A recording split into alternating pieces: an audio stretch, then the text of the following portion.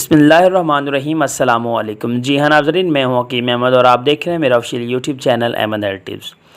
तो आज की इस वीडियो में आपके साथ एक नई रिसर्च शेयर करेंगे जिसके अकॉर्डिंग बहुत सारे लोग जो हैं नावाकिफ़ हैं, उनको इसका बिल्कुल भी पता नहीं है।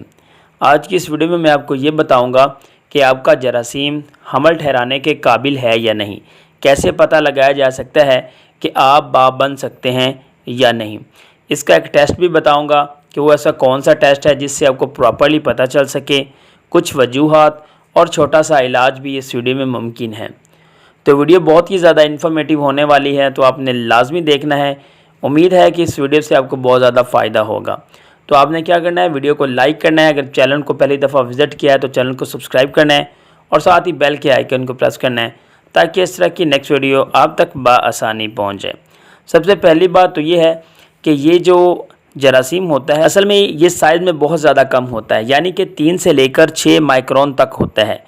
और ये कुदरती तौर पर इसमें वालद का डीएनए पैक होता है, क्योंकि ये जो जरासीम होते हैं ये साइज़ में बहुत कम होते हैं, जिसकी वजह से ये तैरते हैं और एग को फाइंड आउट करने के बाद एग को फर्टाइल कर देते हैं, जिसके बाद आपके फर्टिलाइजेशन का काम होता है और इम्प्लांटेशन हो जाती है।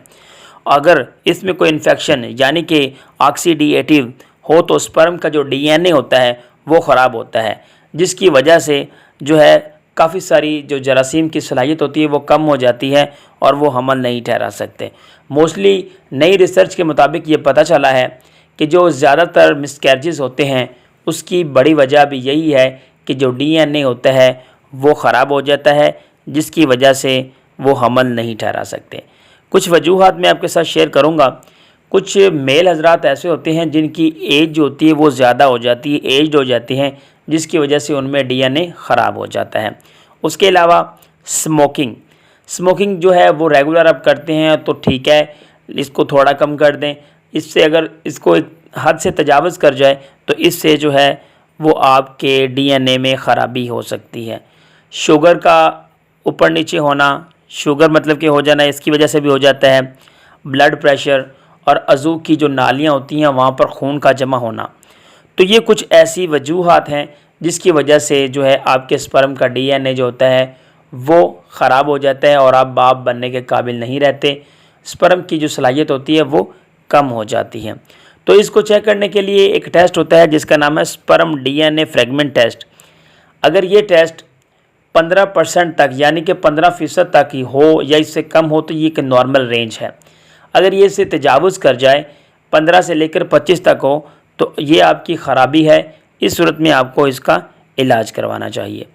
तो इसके अलावा हम बात कर लेते हैं वो ऐसे कौन से सप्लीमेंट्स हैं जो आप इस्तेमाल करें तो इससे आप फ़ायदा उठा सकते हैं। आप जिंक लें, विटामिन ई लें और ज़्यादा से ज़्यादा ऐसी चीज़ें इस्तेमाल करें जिसमें फैटी 3 एसिड्स हों। ये जो आपके मसाइल हैं वो बेहतर तरीके से हल हो सकें। तो उम्मीद करता हूँ कि वीडियो आपको पसंद आई होगी। Thanks for watching Ahmad health tips. वस्सलाम।